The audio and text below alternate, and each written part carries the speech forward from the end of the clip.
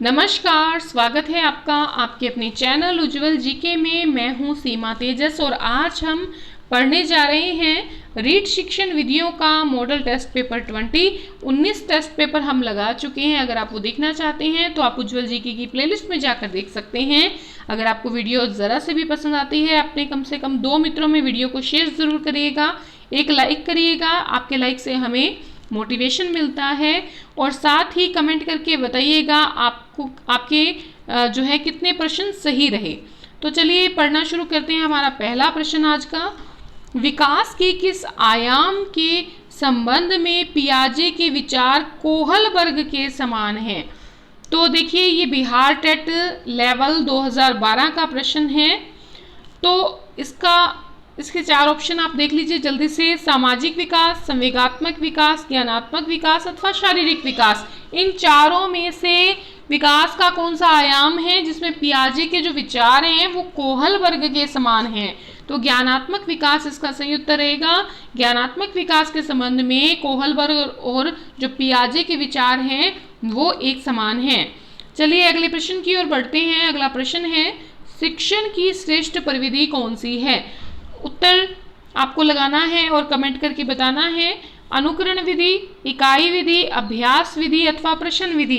तो शिक्षण की श्रेष्ठ विधि जो होती है वो होती है प्रश्न विधि, क्योंकि देखिए बच्चा जब जिज्ञासु होगा तब प्रश्न पूछेगा और जिज्ञासा तभी पैदा होगी जब शिक्षण अच्छा बेहतर चल रहा है, टीचर और बच्चे के अंदर जो अंतःक्रिया है बहुत बढ़िया है और मेथड बहुत बढ़िया है, तब वह प्रश्न पूछेगा और अपनी जिज्ञासा को शांत करेगा। तो शिक्षण की श्रेष्ठ परिविधि प्रश्न विधि होती है।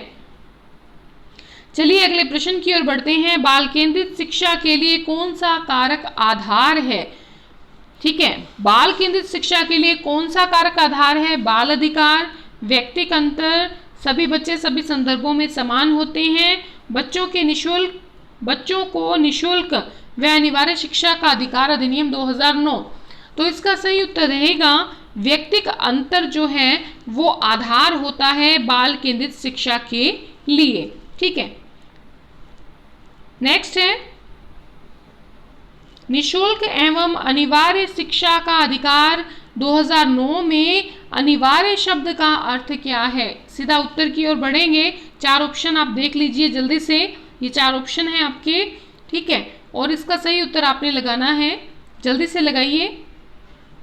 तो इसका सही उत्तर है निःशुल्क एवं अनिवार्य शिक्षा का अधिकार 2009 में अनिवार्य शब्द का अर्थ होता है उचित सरकारें दाखिले, उपस्थिति और प्रारंभिक शिक्षा की पूर्णता को सुनिश्चित करेंगी। उचित सरकारें मतलब केंद्र और राज्य सरकार, ये दोनों क्या करेंगी, चाहे दाखिला है, उपस्थिति है या फिर प्रारंभिक शिक्षा की जो पूर्णता है उसको सुनिश्चित करेंगी। ठीक है, चलिए अगले प्रश्न की ओर बढ़ते हैं। जिस प्रक्रिया में व्यक्ति मानव कल्याण के लिए परस्पर निर्भर रहकर व्यवहार करना सीखता है वो प्रक्रिया है व्यक्तिक मूल्य, भाषा विकास अथवा सामाजिक परिपक्वता अथवा सामाजिकरण। तो देखिए पीटीआई का एग्जाम हुआ है 2012 में, उसका प्रश्न है। तो देखिए जब मानव कल्याण के लिए परस्पर निर्भरता की बात आती है तो वो आती है सामाजिकरण में। ठीक है, तो सामाजिकरण ऐसी प्रक्रिया है जिसमें व्यक्ति जो है वो मानव कल्याण के लिए परस्पर निर्भर रहकर व्यवहार करना सीखता है। नेक्स्ट है, कौन सा विकास का सिद्धांत नहीं है? विकास का सिद्धांत कौन सा नहीं है पूछा है। ये स्कूल लेक्चरर एग्जाम 2016 का प्रश्न है। तो निरंतरता का सिद्धांत बिल्कुल विकास का सिद्धांत है, समन्वय का सिद्धांत भी विकास का सिद्धांत है और निश्चित प्रतिमानों का सिद्धांत भी विकास का सिद्धांत है। लेकिन विशिष्ट से सामान्य अनुक्रियाओं की ओर बढ़ने का सिद्धांत विकास का सिद्धांत नहीं है, ये बिल्कुल अपोजिट है, क्योंकि सामान्य अनुक्रियाओं से विशिष्ट अनुक्रियाओं की ओर बढ़ने का सिद्धांत विकास का सिद्धांत है। नेक्स्ट है, अवलोकन विधि के प्रकार हैं। तो अवलोकन विधि के प्रकारों में स्वाभाविक, सहभागी और सहभागी, यानी कि ये सभी जो प्रकार हैं किसके प्रकार हैं? अवलोकन विधि के प्रकार हैं। शिशु के व्यवहार का आधार क्या होता है? तो शिशु के व्यवहार का आधार संवेग, अनुकरण, सुझाव अथवा मूल प्रवृत्तियां। बहुत आसान सा प्रश्न है। मूल प्रवृत्तियां जो होती हैं वो शिशु के व्यवहार का आधार होती हैं। कौन सा कथन सृजनात्मक सोच को प्रदर्शित करता है? पहाड़ा याद करना, तो ये आम सी बात है। पाठ को रटना, ये भी नॉर्मल बात है। कविता पाठ याद करना, ये भी एक जैसा ही है, नॉर्मल है। पेड़ और मकान के बीच में संबंध स्थापित करना क्या है? एक प्रकार की सृजनात्मक या रचनात्मक सोच है। ठीक है। नेक्स्ट है, गतिक विकास का सर्वप्रथम विधिवत अध्ययन किसके द्वारा किया गया? विधिवत अध्ययन पूछा गया है सबसे पहले गतिक विकास का। तो गतिक विकास का सबसे पहले विधिवत अध्ययन किया था गाल्टन ने। किसने किया था? गाल्टन ने गतिक विकास का सबसे पहले विधिवत अध्ययन किया था। नेक्स्ट है, बालक जिज्ञासावश सबसे अधिक प्रश्न किस उम्र में, किस एज में पूछता है? जिज्ञासा वश सबसे ज्यादा प्रश्न पूछता है 3 से 6 वर्ष की उम्र में, क्योंकि वो अपने पास का जो वातावरण है उसको जानना चाहता है। नेक्स्ट है, कौन सी प्रवृत्ति बालकों को रचनात्मक अनुभव प्रदान करती है? रचनात्मक या सृजनात्मक एक ही बात है, तो सृजनात्मक या रचनात्मक अनुभव प्रदान करती है कौन सी प्रवृत्ति? गिनती गिनना, अक्षर लिखना, नरम मिट्टी से खिलौने बनाना अथवा खिलौनों के साथ खेलना। तो ये तो स्वाभाविक क्रियाएं हैं, लेकिन नरम मिट्टी से खिलौने बनाना एक प्रकार का रचनात्मक कार्य है। नेक्स्ट है, जन्म के समय नवजात शिशु निरा पशु होता है। ये कथन किसका है? तो ये कथन है पियाजे का, हॉर्नी का, एरिक्सन का अथवा केटल का। तो इसका सही उत्तर रहेगा, ये जो प्रश्न है, ये जो कथन है, सॉरी, जन्म के समय नवजात शिशु निरा पशु होता है, हॉर्नी का कथन है। नेक्स्ट है, छात्र समूह में चर्चा कर समस्या का हल निकालें और शिक्षक जो है वो सुविधा प्रदाता की भूमिका में हो, तो ये उपागम क्या कहलाता है? जब शिक्षक सुविधा प्रदाता की भूमिका में हो तो वो कहलाता है निर्मितवाद उपागम।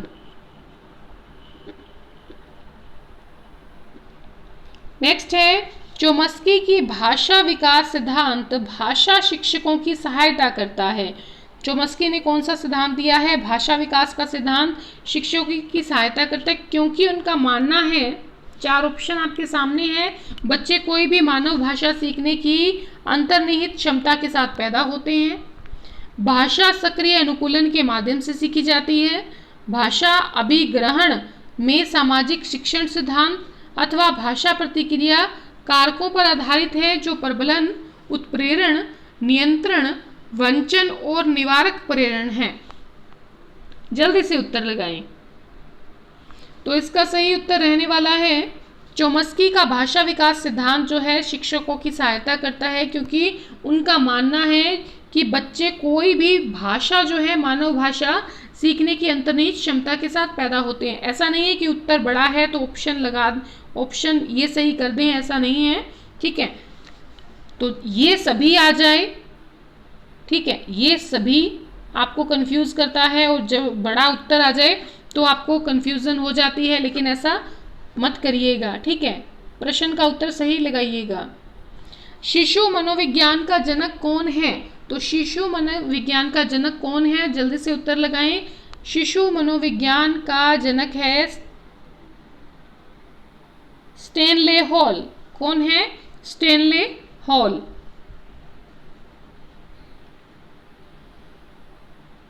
नेक्स्ट है, सामग्रिक अर्थ में व्यक्तिकर्मी शिशु का साधन।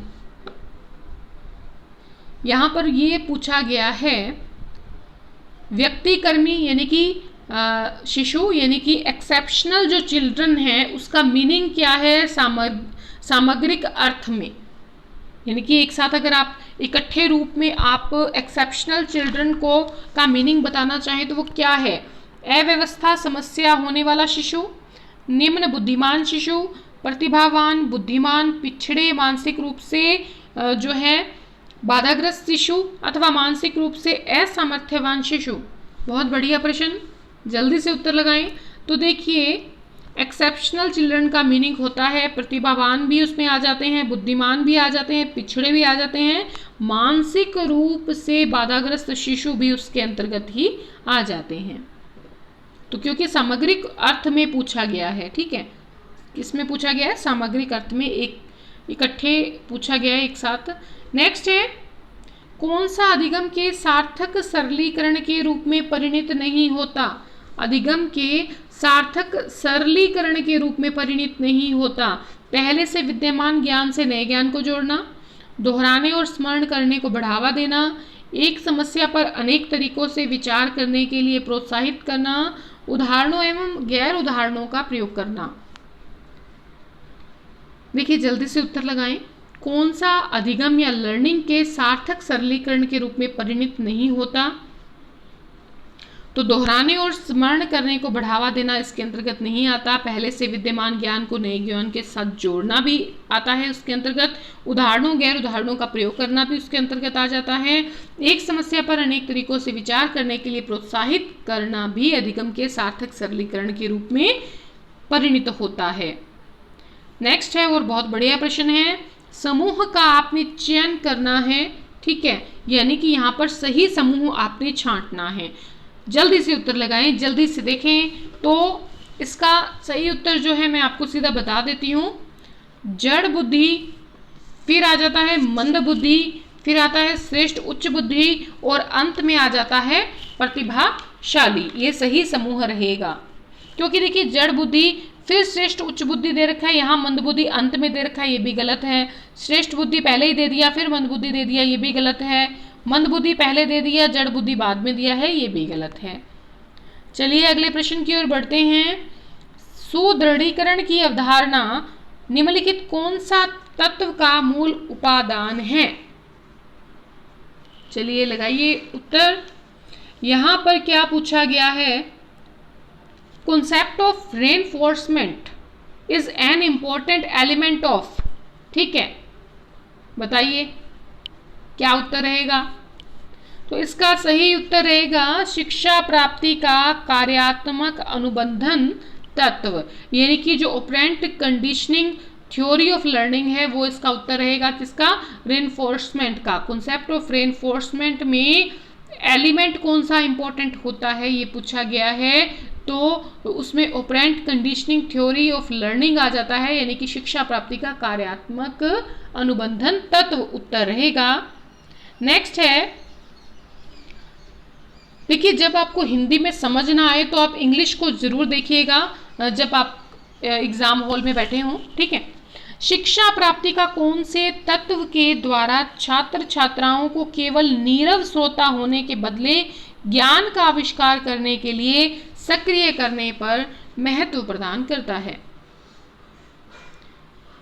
ठीक है, नीरव श्रोता होने की बजाय ज्ञान का आविष्कार जब आप करते हैं, यहां पर बहुत बढ़िया लाइन लिखी है, ज्ञान का आविष्कार। देखिए ज्ञान का आविष्कार कौन कर सकता है? तो इसका सही उत्तर रहेगा रचनात्मकतावाद जो है, इसमें ज्ञान का आविष्कार जो है किया जाता है, उसके लिए सक्रिय करने पर महत्व प्रदान करता है। आप एक जो है शब्द से, एक लाइन से आप इसको जो है उत्तर का अंदाजा लगा सकते हैं कई बार। शिक्षण की व्याख्या प्रदान विधि, देखिए व्याख्या प्रदान विधि कौन सी है? शिक्षक केंद्रित है, परिवेश केंद्रित है, छात्र छात्रा केंद्रित तो बिल्कुल नहीं है, मनोविज्ञान केंद्रित भी नहीं है, परिवेश केंद्रित भी नहीं है। व्याख्या प्रदान पद्धति जो होती है या व्याख्यान जो होती है वो किसके द्वारा होती है? शिक्षक केंद्रित होती है। नेक्स्ट है, जॉन डीवी द्वारा समर्थित जो लैब विद्यालय हैं उसके उदाहरण हैं फैक्ट्री विद्यालय, सामान्य विद्यालय, प्रगतिशील विद्यालय अथवा पब्लिक विद्यालय। सामान्य तो बिल्कुल नहीं होगा, फैक्ट्री विद्यालय भी नहीं होगा, ठीक है। प्रगतिशील विद्यालय जो है उनमें लैब विद्यालय जो है उनकी बात की जाती है। नेक्स्ट है, कौन सी जीन पियाजे द्वारा प्रदत्त मूर्त संक्रियात्मक अवस्था की विशेषता नहीं है? सबसे पहली बात कि मूर्त संक्रियात्मक अवस्था जीन पियाजे की कौन सी अवस्था है के द्वारा दी गई, तो जीन पियाजे ने तीसरी अवस्था के रूप में इसको बताया है। ठीक है, तो इसमें इन्होंने पूछा है कौन सी विशेषता नहीं है। संरक्षण भी है, विचारों की जो विलोमीयता है ये भी आएगा इसमें, और क्रमबद्ध और पूर्ण अंश प्रतियों का उपयोग भी इसके अंतर्गत आएगा, लेकिन संकेतात्मक कार्यों का प्रादुर्भाव इसके अंतर्गत नहीं आता, क्योंकि संकेतात्मक कार्यों का प्रादुर्भाव जो होता है वो जो जीन पियाजे की एक और अवस्था है जिसका नाम है औपचारिक संक्रियात्मक अवस्था। तो औपचारिक संक्रियात्मक अवस्था की विशेषता होती है संकेतात्मक कार्यों का प्रादुर्भाव। ठीक है, चलिए आगे बढ़ते हैं 25वें प्रश्न की ओर। बहुत आसान सा प्रश्न है, समाजीकरण है शिक्षण एवं पढ़ाए गए के बीच में संबंध, शिक्षण व पढ़ाए गए के बीच संबंध, समाज के आधुनिकीकरण की प्रक्रिया, समाज के मानदंडों के साथ अनुकूलन, सामाजिक मानदंडों में परिवर्तन। तो ये तो बिल्कुल नहीं रहेगा, आधुनिकीकरण की प्रक्रिया भी समाजीकरण नहीं है। देखिए, समाज के जो मानदंड दिए होते हैं जब आप उनके साथ अनुकूलन करते हैं, आप जब एडजस्टमेंट कर लेते हैं, ठीक है, तो वो क्या कहलाता है, समाजीकरण कहलाता है। ठीक है, तो तीसरा इसमें सही रहेगा। आप परिवर्तन कर देते हैं सामाजिक मानदंडों में तो वो समाजीकरण नहीं कहलाता, लेकिन समाज के मानदंड जो दिए गए हैं उनके साथ अगर आप अनुकूलन बना लेते हैं वो समाजीकरण कहलाता है। बच्चों के सामाजिक विकास में विशेष महत्व है किसका, संचार माध्यम का, दिनचर्या का, इन दोनों में से बताइए क्या होगा। तो बच्चों के सामाजिक विकास में खेल का सबसे अधिक महत्व है। ठीक है, खेल द्वारा ही बच्चे सीखते हैं बहुत सारी चीज़ें। ठीक है, एकता की बात भी किससे सीखते हैं, खेल में सीखते हैं, जब उनका जो ग्रुप है वो जीत जाता है। ठीक है, किसी खेल में। अंतरपरक अनुदेशन है। देखिए, अंतरपरक अनुदेशन क्या होता है, अंतरपरक जो अनुदेशन होता है वो सामूहिक शिक्षा में जो है यूज होता है, सामूहिक शिक्षा में अंतरपरक शिक्षण जो है अनुदेशन होता है। तो बताइए क्या उत्तर रहेगा। शिक्षार्थियों की आवश्यकता को पूरा करने के लिए सामूहिकरण के विविध रूपों का प्रयोग करना, तो यही उत्तर रहेगा। ठीक है, क्योंकि समूहकरण के विविध रूपों का प्रयोग आप किस में कर रहे हैं, अंतरपरक अनुदेशन में करते हैं, तो यही उत्तर रहेगा। ऑप्शन एक बार देख लीजिएगा चारों।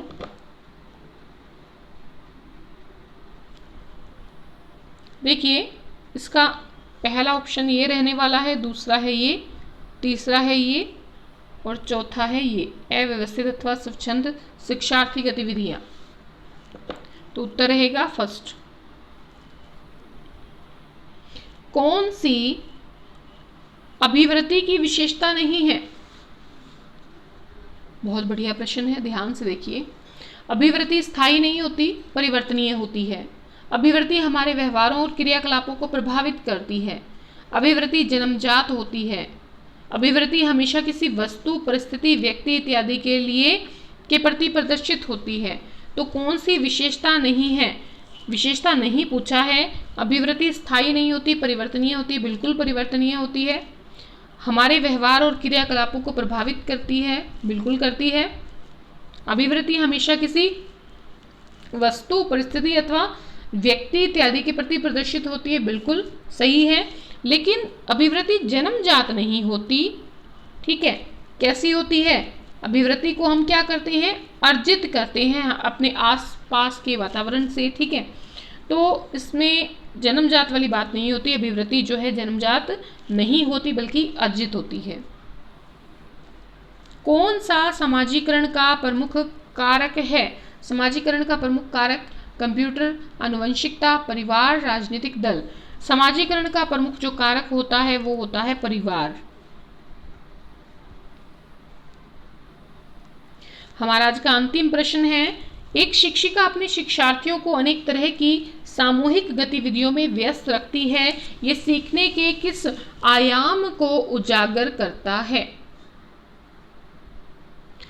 देखिए, सामूहिक गतिविधियों में व्यस्त रखती है टीचर अपने स्टूडेंट्स को। सामूहिक गतिविधियां मतलब समूह चर्चा हो गई, भूमिका निर्वाह हो गया, है ना, समूह परियोजना हो गई, इनमें व्यस्त रखती है तो सीखने का ये किस आयाम को प्रदर्शित करता है?